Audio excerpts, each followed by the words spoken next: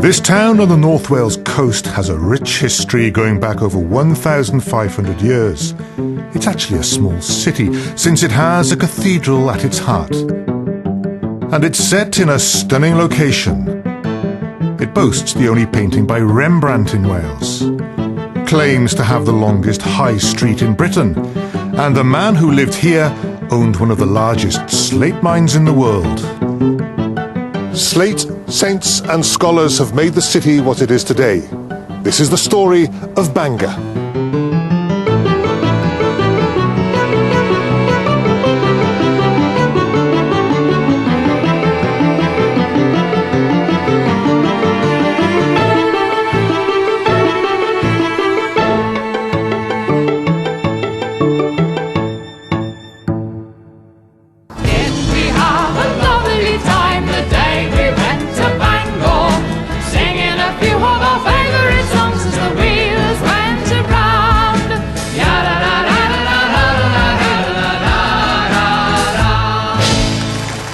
When Fiddler's Drams sang about Bangor in their single of the 1980s, and it was this Bangor, this bustling university city had its 15 minutes of fame. People came here to see what Bangor was all about. People have been coming here in their thousands for years, either as tourists, students, or migrant workers. But the story of the town begins with a different kind of traveller. His name was Daniel, a Celtic saint who came here, stayed, and set up his monastery back in the year 525. That's 70 years before Canterbury was established. This site is a Welsh first. Bangor became the religious centre for Gwynedd and Anglesey. Nowadays, the cathedral has this rather dull-looking iron railing running round it. But when Daniel was in charge, he enclosed his cathedral in this wattle fencing, poles driven in vertically and branches weaving in and out. And the traditional name of this fencing? Bangor. Now, there are several Bangors in Wales, Northern Ireland and America, but people around here like to think that this is the original. Over the years, the wattle fence was replaced by a solid stone church. It was completely destroyed in the wars of Welsh independence, but almost 2 centuries later, it was rebuilt in the shape and form that we can see today.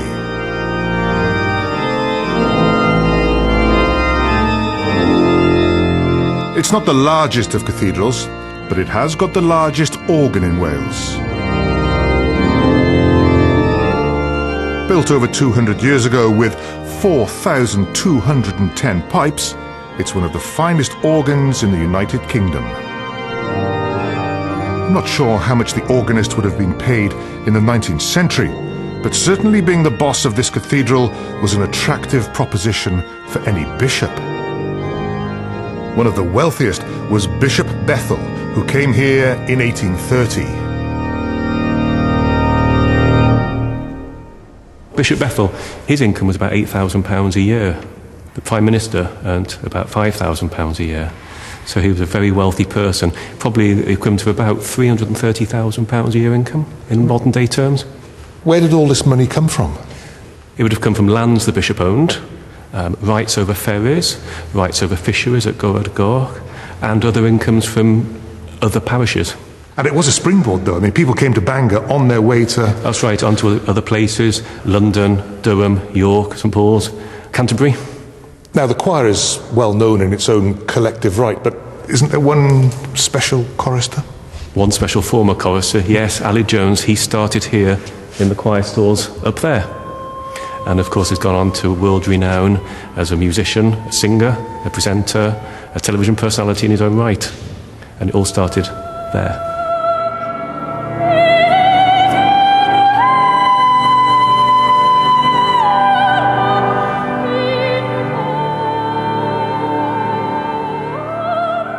To understand any town, you have to understand the landscape that surrounds it. Bangor lies on the North Wales coast, with Caernarfon to the west and Llandudno to the east. Its position has been a strategic one on the route between London and Holyhead and on to Ireland. Today, crossing the strait over to Anglesey can be done either over the Britannia or the magnificent Menai Bridge, but things were not always so simple.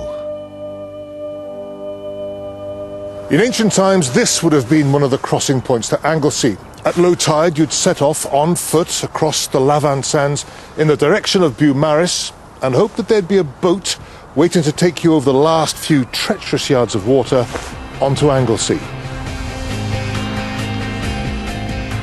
This was the route taken by the postal service established by Elizabeth I. Mail from London to Ireland went via Beaumaris, but this was a notoriously dangerous route, particularly in bad weather.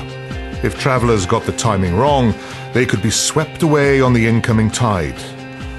A decision was made in the early 1700s to look for a safer route for the Royal Mail through Bangor. They took advantage of a ferry service from the George Hotel, but once again it proved a difficult ride. Over the centuries, dozens have perished while crossing the strait. Ferries carrying up to 90 passengers have capsized with only a few survivors. Nelson said, if you could sail on the Menai Strait, you could sail anywhere. When the Act of Union was passed in 1800, uniting Great Britain and Ireland, Irish MPs needed to travel to Westminster, and their long route took them across the Irish Sea to Holyhead, through Bangor and onwards to London. The journey time had to be shortened. There was only one man for the job, Thomas Telford, the best engineer of the day. His first task was to build a road from Shrewsbury to Bangor, and the town became a staging post to refuel the horses. The Pentryn Arms, built by the influential Pennant family of Pentryn Castle, was the coaching inn for the Royal Mail, and was certainly the best hotel in town. Building the road was the easy part for Thomas Telford. Building a bridge was quite a different matter. On the 10th of August 1819, the first of these giant foundation stones were laid. In all, 800 men over 7 years toiled on the project in all conditions. They were rewarded with ale, or if the weather was too bad, with the hard stuff. But just look at the precision of their work, the delicacy of the architecture. It is a wonder of engineering. People flocked to see what was the largest suspension bridge in the world. It became a national treasure and put Bangor on the map. The Irish MPs were delighted. Dublin, Holyhead, and now this to London. And the locals were delighted too, because they no longer had to risk their lives going back and forth across this by ferry. A second bridge was built in 1850 by Robert Stevenson, providing a direct rail link between London and Holyhead. In 1970, it was destroyed by fire and was rebuilt double-decker style with a road above the railway line. As transport links grew back in the 19th century, so did the town's population. So what was it that brought them to Bangor? Well, part of the answer is this stuff. Slate.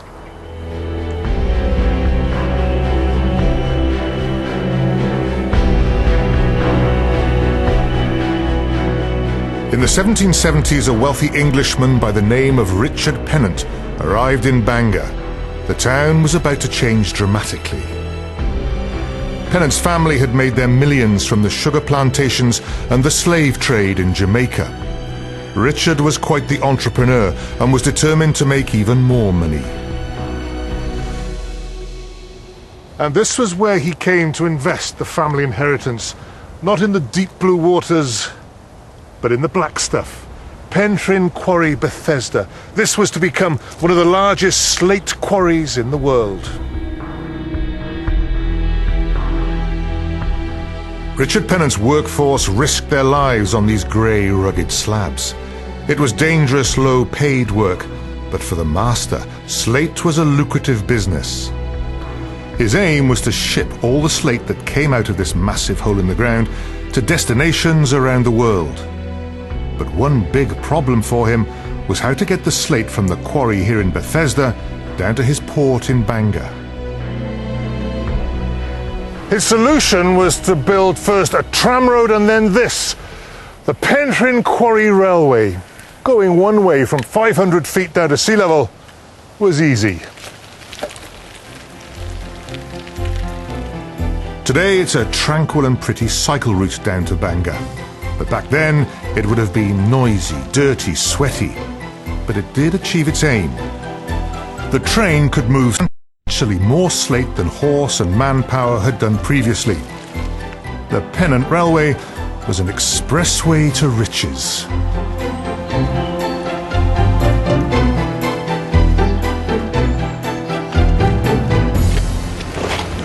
Six miles later, what a beautiful run that was, mostly downhill. This is Port Penrhyn, built by Richard Pennant. From here he could ship his slate anywhere in the world he could sell it.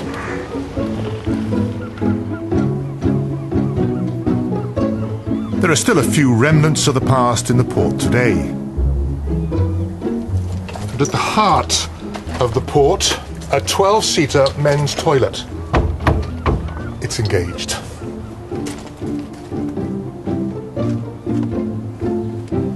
In its heyday, this was an international port, as David Roberts, curator of the Welsh Slate Museum, explains.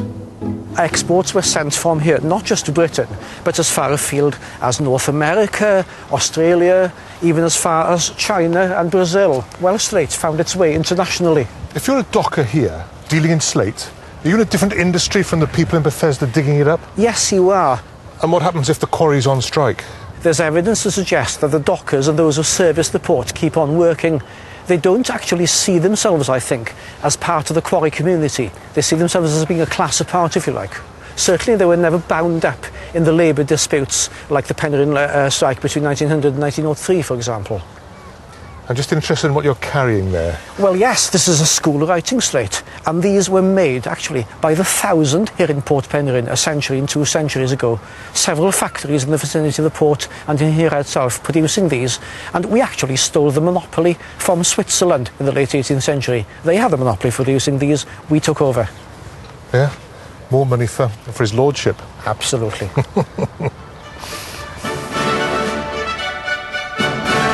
And all that money meant that his lordship lived in quite a house. This is Penrhyn Castle, built in the 19th century. It's an extraordinary fantasy. It says, "Look at me, look what I can build." It is a monument in stone to the power and wealth of the Pennant family.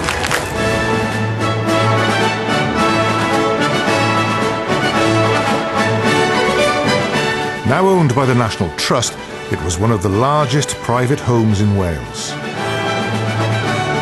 Crammed with ornate staircases, elaborate carvings and plasterwork, it's a Gothic showcase.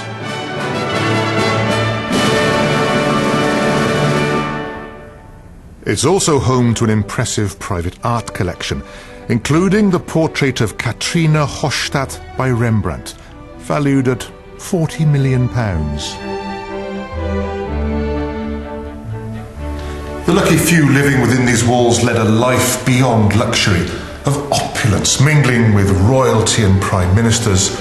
Of course, to make all this work you would need a good butler. Very hard to find.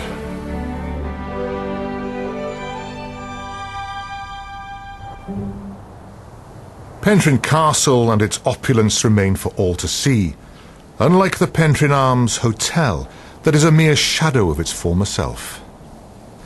As a coaching inn, it fell on hard times when the railway came to Bangor, but there was life for the old building yet. It became a university. How good was that? A university in a pub. When the doors opened in October 1884, there were just 58 students and 10 staff. Annual fees then ranged from £10 to £15.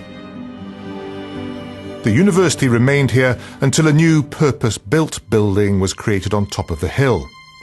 Some years later, the Penrhyn Arms was demolished. Today, the portico is all that remains of such an important landmark in the city's history. The university building dominates the city, but there was no guarantee it would end up here. Bangor won the battle against its North Wales rivals because it already had a teacher training college and because of its good road and rail links. The architect of the new university building had looked to the colleges of Oxford and Cambridge for inspiration, and Bangor became known as the Athens of Wales. It was a boom time for education, but the students weren't here all year round. Bangor was looking for the next big thing, how to take advantage of the city being so well served by road and rail. They had a plan to make Bangor the Brighton of the North, to make it a base for tourists and travellers who wanted to do North Wales.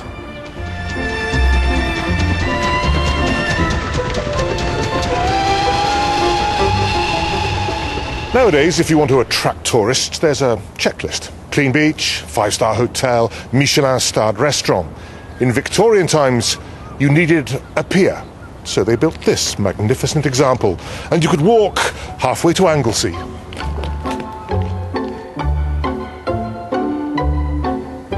By the beginning of the 1970s, this wonderful pier was on its last legs and had to be closed. Following an outcry from the local community, it was eventually restored to its former Victorian glory. There was one other delight in store for Victorian visitors to Bangor. Without a beach, the town couldn't compete with other coastal resorts such as Llandudno and Rhyl, and so they created Silwen open-air baths, the first in the country to allow mixed bathing. Bangor tried hard to make it into the tourist books, but without a decent beach or a medieval castle, they struggled. Bangor may have failed to make it as a tourist attraction, but what it did attract were these and these. It became the retail heart of the region, and the long high street was an almost endless parade of shops. In 1910, the high street was a shopper's paradise. 42 grocers, 21 butchers, 33 drapers, 23 bakers and confectioners, and 13 boot and shoemakers. And if you had money, you would head for the two big shops, Polikov's and Wartski's, both Jewish families who escaped persecution in Russia and came to Bangor to open drapery and jewellery stores. Tell us about the Wartskis. The Wartsky family were a very notable family in Bangor. The patriarch of the family was Maurice Wartsky, who came to Bangor in the 1880s and set up a drapery business and a jewellery company. And it was his son, Isidore, who set up a fashion store in Bangor. Some called it the Harrods of Bangor because it was quite a pricey and quite an affluent store. Isidore Wartsky was a very, very popular man in Bangor. He was elected to the council in 1924 and served on the council for 15 years until he was elected mayor in 1939 till 1941. Are there any traces of the Wartskis in Bangor? Yes, there are. There's Wartsky's Field, which was donated by Isidore Wartsky's wife in the 1960s in memory of her husband. And in London also, the business was expanded to London in 1911, and it was there where they got their first royal warrant, and they still hold that to this day. In April 2011, for instance, they were responsible for creating the wedding rings for the royal family, and it's amazing really to think that they started off in Bangor and are now jewellers to the royal family.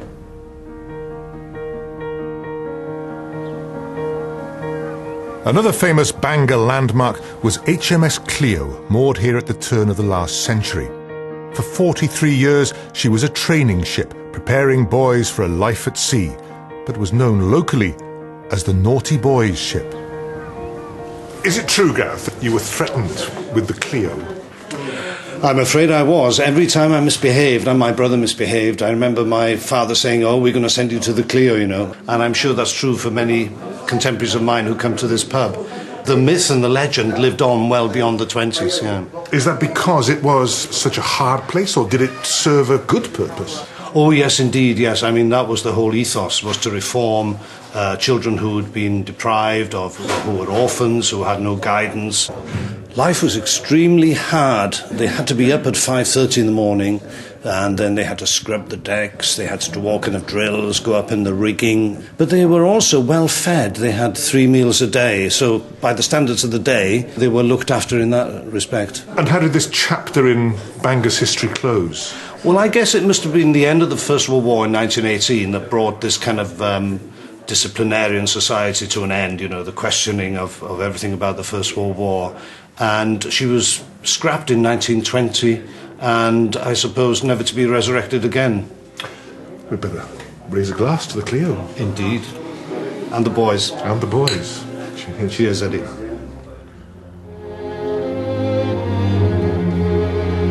When war was declared in July 1914, preparations were already underway for the National Eisteddfod to be held in Bangor.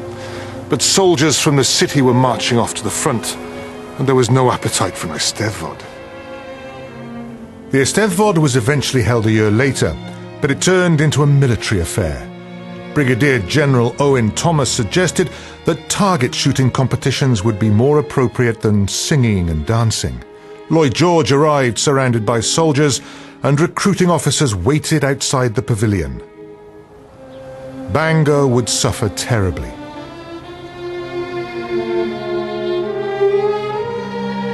The memorial arch in the town is a shrine to the 8,000 soldiers from North Wales who lost their lives in the war. Bangor did recruit very, very strongly, and over 200 of them were killed, which is quite a high proportion. Inevitably, if you start stirring people at the Eisteddfod to go to war, there must be a tie-up in terms of tragedy. Absolutely. It was a strategy adopted from the early stages of the war to try to recruit what they called PALS battalions. The whole idea was these young people should go with their friends and their neighbours into the war. And indeed, the ethos of the training in the North Wales counties was to try to use the Welsh language as much as possible. So there was a very strong sense of trying to preserve the national identity and the local identities of the young men who joined these battalions.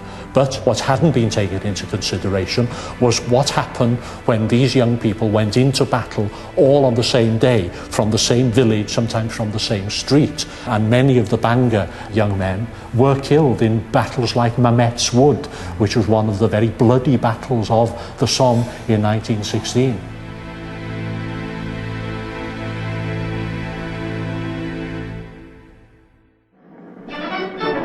20 years later, and Bangor was once again facing the consequences of war. People descended on the town seeking refuge and a safe haven. Nearly 3,000 evacuees came from Liverpool. The naval training ship HMS Conwy, warships and Catalina flying boats were all a familiar sight on the waters of the Menai Strait. And the BBC rolled into town away from the London Blitz. It's that man again. Tommy Handley's programme was broadcast from Pentrin Hall in Bangor and became one of the most popular radio series of the war. His strategical susceptibility, his infantile indefatigability, and his tendency towards tactical stupidity, he still remains. But during one show, a bomb landed outside the hall, causing panic on the streets of the town. Not even Bangor escaped the horrors of war. Number 1 Pentrin Road on the Maesgerchen estate was completely demolished by a German bomb. More than 200 other houses were damaged and 3 people killed, including a BBC chauffeur evacuated to Bangor to the supposed safety of the city.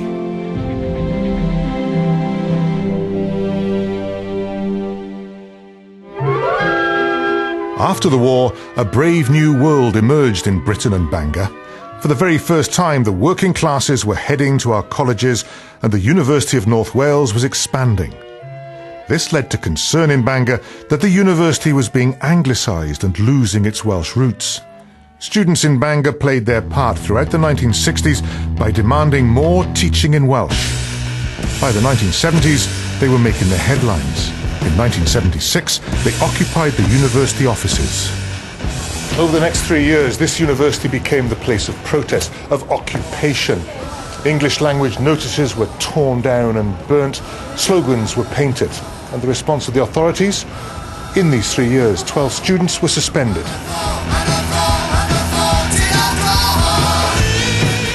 One of the 12 was postgraduate student Iwan Edgar. What form did the protest take? What did you do? We devised quite a few protests which obviously angered the college. Many of them were trivial, some were probably more extreme.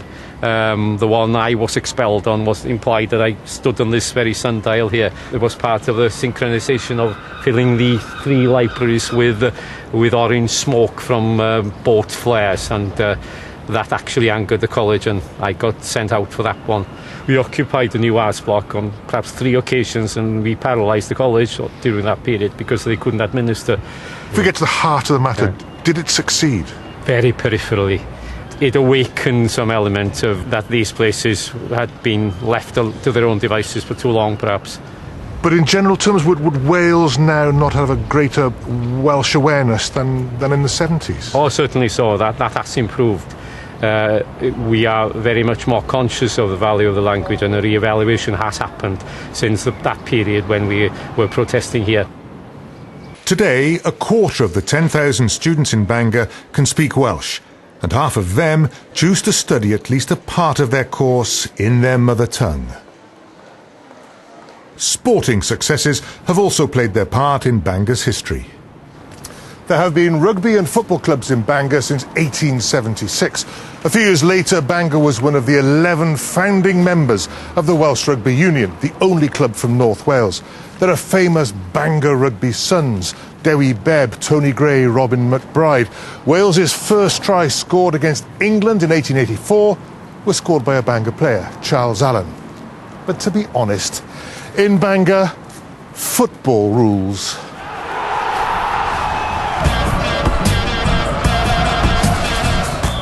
This has been home to Bangor City Football Club since 1919. Farrow Road, Welsh Premier League football, but also big nights in European competition, Napoli, and one big night in the European Cup Winners' Cup against Atletico Madrid. Farrow Road has had some special moments. It was 1985 when they faced the Spanish superstars. OK, they lost 2-0, but Bangor City's spirit was about more than just football. Thatcher was in a pomp and telling us that the idea of community was outmoded. But Bangor had earned the right to host this match against, the biggest team in the competition, Atletico Madrid. But, UEFA had these rules, you've got to have this, you've got to have that. But it was like something out of an Ealing comedy, I guess. We've got 3 weeks to get this ground ready for the big match. And, you did have hundreds of people here, after work coming here with a pot of paint and literally painting the walls and doing whatever, relaying the concrete or whatever needed to be done. It was heartwarming that we had the sense of community that Thatcher said wasn't there. Well, no one in Farrow Road was reading that script, Bangor City are moving, and this historic ground will soon be a supermarket. The new stadium on the outskirts of town offers a bright future. Things are changing in Bangor.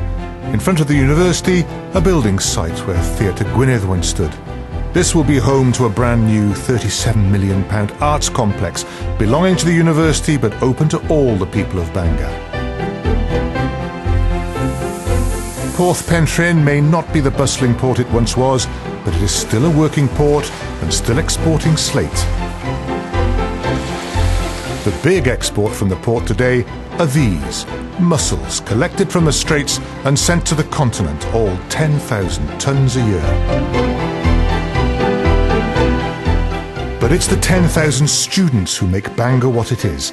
In term time, they nearly double its population and fill it with their energy.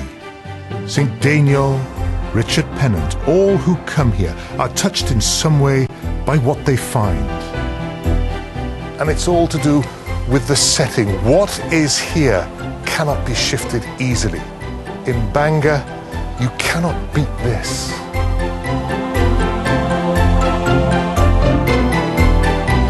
And BBC Radio Wales have been in Bangor all day today. You can hear what they got up to at bbc.co.uk/Radio Wales.